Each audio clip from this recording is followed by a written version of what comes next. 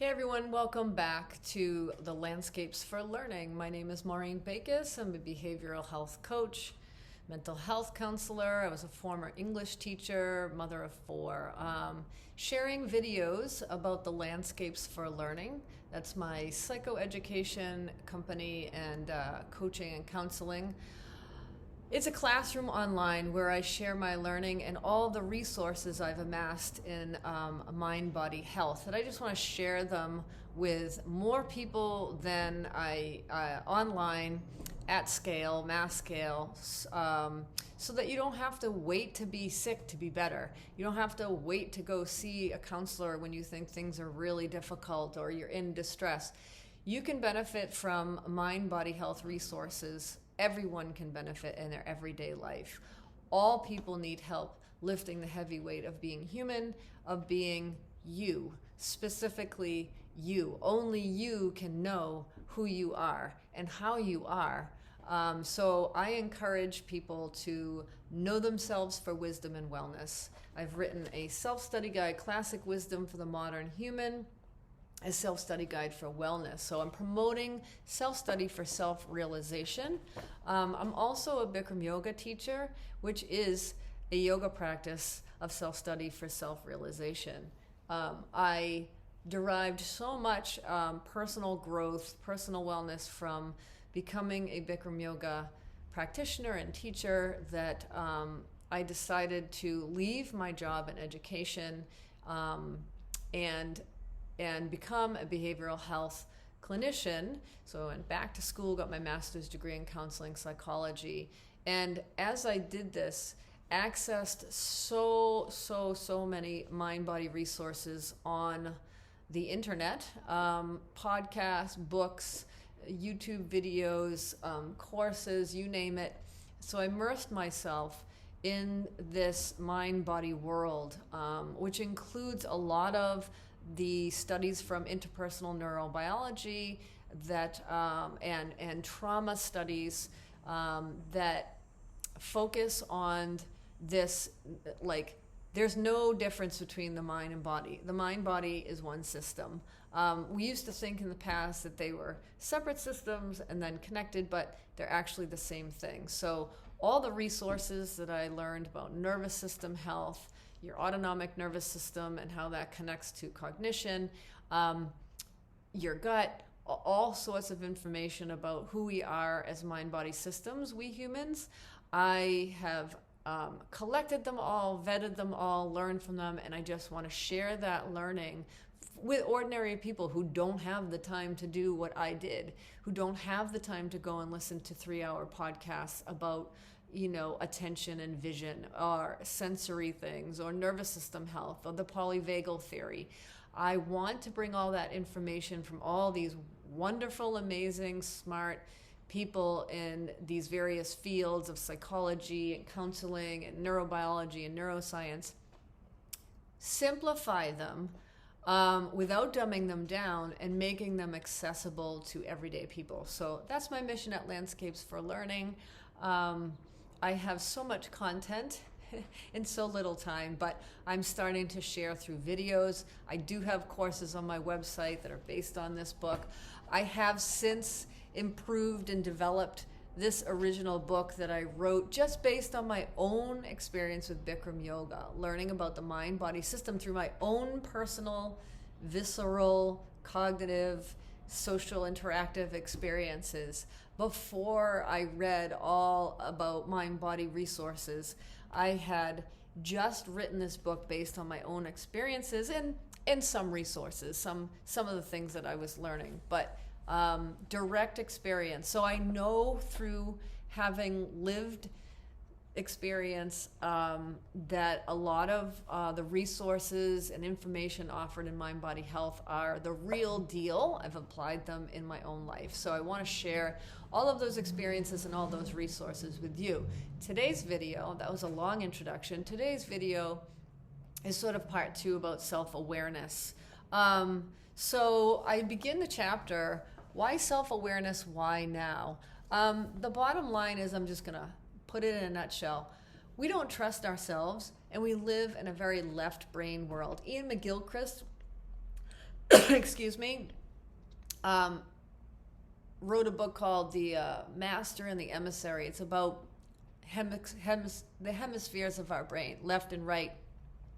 Long story short, you can go online, you can watch this amazing video that you need to buy, and I would highly recommend buying it, that he did about kind of our culture and how basically we're really living in our minds and we're kind of disembodied.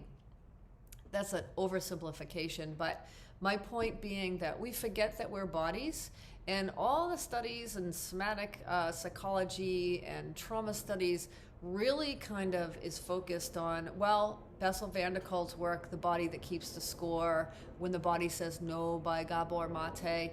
We are disembodied beings in this modern world, right? We're always looking at screens. We're always trying to think our way out of problems, and we don't realize that we have a nervous system and a body that has a mind of its own. Our autonomic nervous system functions below cognitive awareness and does a lot of stuff for us and knows who we are without our conscious consent. But future videos will explain a lot about that. But basically, we don't trust ourselves. I think this is my opinion and my theory, I suppose, is that we just don't spend enough time within our inner landscape and learning about it and what's happening with our inner world and our embodied inner world. We don't pay attention to a lot of feelings or emotions. We're kind of taught to resist those things or repress them or ignore them and push through, right? Stress is like, oh, we have, no pain, no gain. We have to keep going, and we ignore who we are as a mind-body system, especially physical sensations and emotions and how we make meaning of those things. And sometimes how we make meaning of those things, especially when we're unintentional and ignoring and really not paying careful attention to what's happening within us, we misinterpret them. We misinterpret meaning. It's a silly example. You had 3-4 cups of coffee this morning. You feel a little anxious later on in the afternoon, or a few hours later, you're agitated, you're flying off the handle, you're responding to your people, your relationships, with irritation, and you're on edge, or obviously that could be, well, not obviously, but perhaps what you may think or make meaning of anxiety, for which you need medication, say, is just related to your diet. It's just related to your sleep, what you ate, the coffee you ingested, too much cortisol, too much caffeine. And when you don't understand that, I know it seems like an obvious example, but there's a million more of those examples where we're not taught to really take stock and pay attention and measure what's happening within us, within our viscera and within our nervous system, within our automatic functioning in our bodies, because our attention is out there to authorities who are telling us what's wrong with us or what's happening within us. How could they possibly know? But we hand over our attention to them. We take stock in their authority instead of our own. We trust them more than we trust ourselves because we spend more time focused our attention on those things and those powers and those people and those companies and their products than we do within our own product, within our own inside, working out within, knowing who we are from the inside out rather than the outside in. And so when we do know more about our inner landscape, we can start to trust ourselves more. And then we'll say, hey, I think that person is not to be trusted. I know who I am. I don't need to be manipulated by that powerful force out there. So trust is a big part of why self-awareness and self-study is important. I talked a little bit more about this, or a lot more about this, in the videos on attention. So you're going to become your own teacher. I can't tell you who you are. I can observe your behavior, but you can observe your own behavior too. You can observe what's going on inside of you. I can't do that. Nobody can. So become your own teacher, become your own guru, become your own best friend, become your own therapist, become your own doctor. You are your own best medicine. Self-knowledge is your best medicine. Preventative medicine. So when you spend time exploring your inner landscape, and my courses tell you how to do that and show you how to do that, you can gain insight, okay? And to answer, what are the buttons other people push on you? A lot of times we focus on other people instead of the button in us that gets pushed. What's that all about?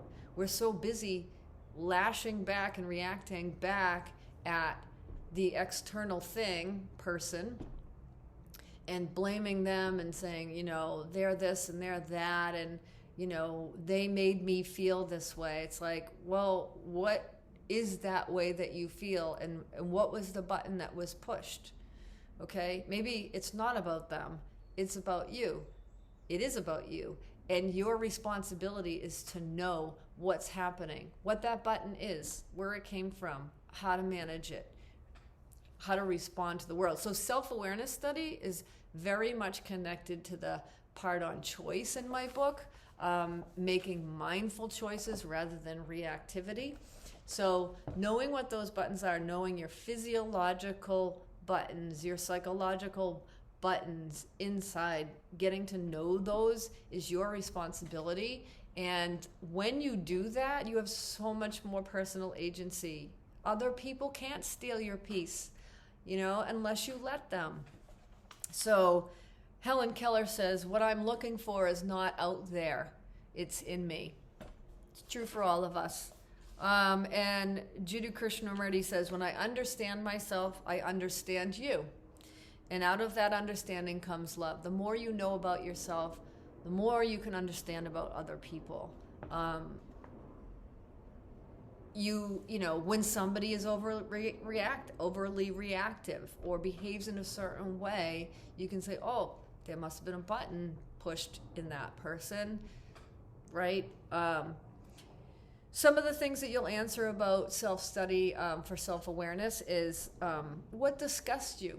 What turns you on? What turns you off?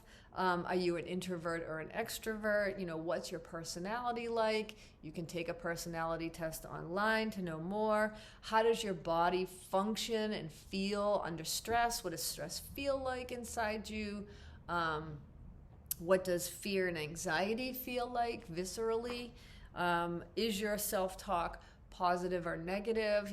What's happening up there? What's happening cognitively with your thoughts and your thought patterns?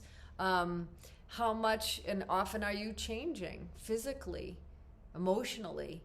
How much are you resisting change and why? Are you enjoying the process of growing and changing, or suffering with it, maybe unnecessarily? And where is pain in your body? Where does it come from? I encourage you to write a lot about these things to get them defined specifically for you. Only you can describe what's happening on your inner landscape. So I basically just encourage you to go inward and develop more self-awareness about your mental and physical happenings, your mental and physical being, your mind-body system. So the highest spiritual practice is self-observation without judgment. So I talked about judgment and attention in those videos. I think I mentioned it in the last video on self-awareness, that there is a difference between attention and judgment.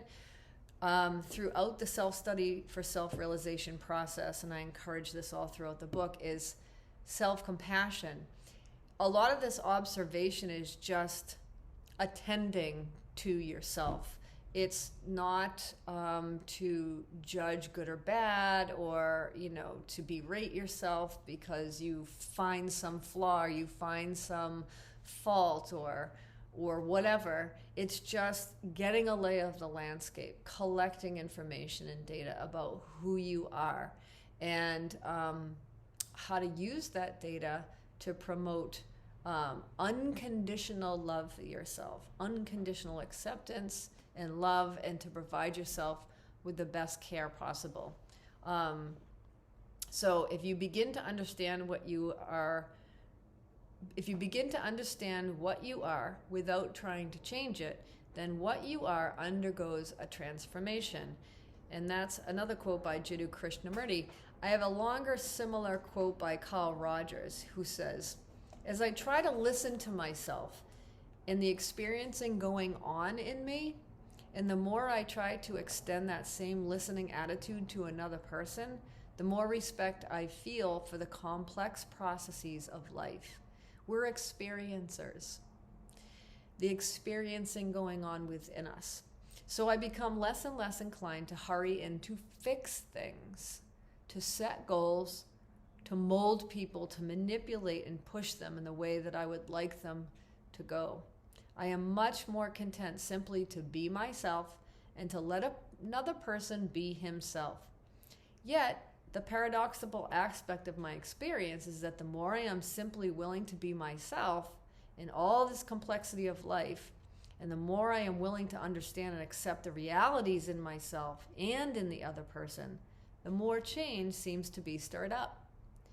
It is a very paradoxical thing that to the degree that each one of us is willing to be himself, then he finds not only himself changing, but that other people to whom he relates are also changing.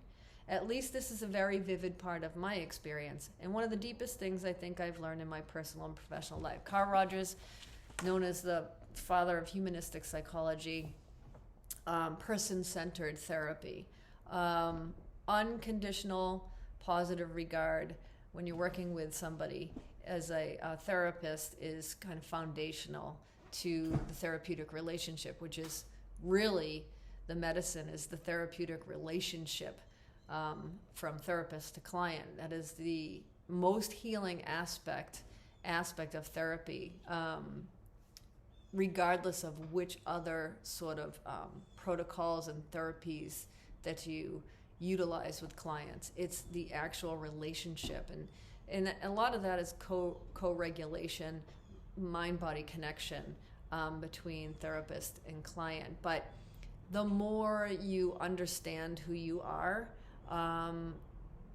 the better you understand other people. It's that shared humanity, and things start to look different. Your perspective shifts as you know more and more about what's happening on your inner landscape, and allowing it just to be that. That will transform your relationship with yourself and also transform your relationship with other people. This is something I definitely experienced through my transformation in my yoga practice by honing my attention, becoming more self-aware through interoceptive awareness. A big part of self-awareness is interoceptive awareness. We all have this interoception built into us. It's understanding and sensing what's happening within us in real felt sense ways, which I provide an interoceptive awareness training, by the way, and I will talk more about that in future videos. That's a big part of understanding who we are as embodied being. A lot of times we spend time up here finding out, cognitive behavior therapy and, understanding how our thinking is causing certain feelings and emotions in our bodies. But we can also start with bottom up and focus on the bottom up therapies, not just the top down talk therapies and cognitive, focus on cognition as primary. We are one mind-body system. So really, when you get to know yourself, you need to know, your thought patterns and how your psyche works and cognition and all of that, but also interoceptive awareness of what's going on within the body as well. So in this chapter on self-awareness, I asked, what is self-awareness? How do you understand self-awareness? And understanding who you are. Is 100% self-awareness possible? There's some questions and answers there. Developing a vocabulary of self-awareness, things like character, personality, habit, beliefs, and what else? Yeah, personality. It's a good idea to take a nice personality test. Understandmyself.com has a good one that I recommend. And know a little bit more about what personality is to understand more about who you are. You're not only personality, but it is a big part of who you are. And there's also a section about Bikram yoga and mind-body practices and self-auditing for self-knowledge. So really reviewing and reflecting and writing about watching yourself to learn. And in my courses on my website, the course on self-awareness gives you lots of activities to kind of travel your inner landscapes, to delve deeply and do these mental and physiological practices to know more about who you are. And as I mentioned previously, I'll be offering interoceptive awareness training as a separate paid-for program that I think is going to be spectacular and helpful for people to become more embodied, to get more connected to who you are as a human, in your own humanity, in an embodied way. We really, really are taught to stay in our brains, in our upper rational, logical minds, and super important, super powerful. But again, I'm going to refer to that spectrum. If it's all one thing and not all-encompassing and integrated, then it's insufficient and incomplete. So mind-body system, in our culture, we have a tendency, we are taught to have a not very great relationship with our bodies. And that's also connected to that self-image that I was talking about. We spend so much time cultivating our self-image and our projected images to the world, which is a part of who we are, but it becomes sort of too much, and we give it too much attention, and we don't give our bodies and our embodied being enough attention and love and unconditional acceptance. Our bodies contain so much wisdom, which I never knew. And I was an athlete and a body kind of person my whole life.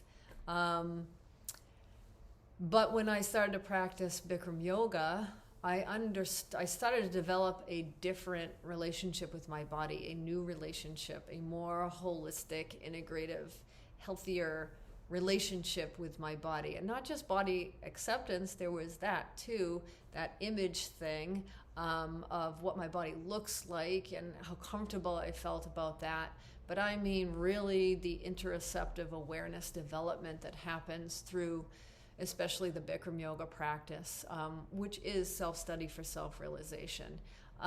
Anyway, that is that for self-awareness. Again, visit landscapesforlearning.com. Consider taking the courses in attention, self-awareness, challenge, choice, and learning. These videos that I'm making are just supplementary to those courses. And of course, as I say at the end of every video, if you know anybody who could benefit from learning more about self-study for self-realization and the things that I'm talking about in all these videos and at Landscapes for Learning, please pay it forward, share these videos with your social network, and visit landscapesforlearning.com. I will see you in the next video, which we will talk about challenge, the third part of the self-study guide. Take care.